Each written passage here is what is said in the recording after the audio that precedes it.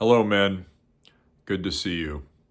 In Romans chapter 5, verse 1, Paul says that, therefore, having been justified by faith, we have peace with God through the Lord Jesus Christ. There's some important concepts at work in this verse.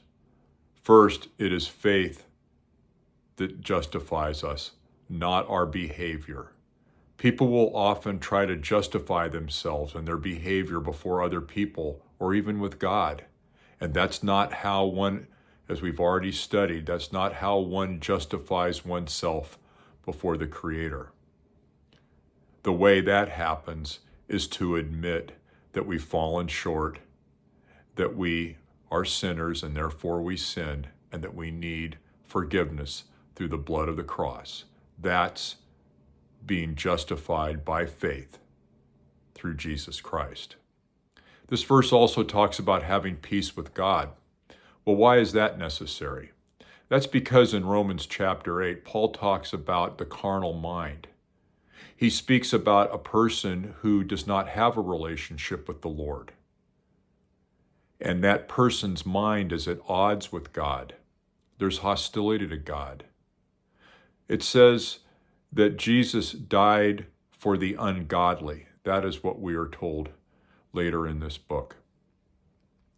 What that means is that when we're walking our own path, even if we think we're doing the morally upright thing, we're at odds with God because we're not synced up with God. We're not doing it God's way. We're trying to navigate without a compass, basically. And God has a plan for each of our lives. And so having peace with Him allows us to partake of the plan that He has laid out for each of us, because He knows each of us personally and has a path for each of us to follow.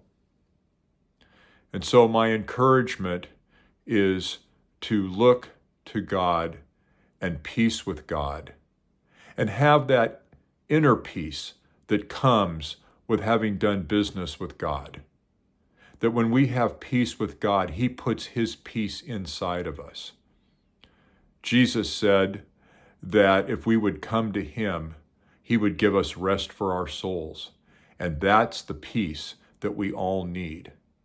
So that no matter what our external circumstances may be, no matter what trials or tribulations we may go through, that peace that we have with God, that gives us the peace of God, will carry us through. And so until I see you again, may the Lord richly bless you, my brothers.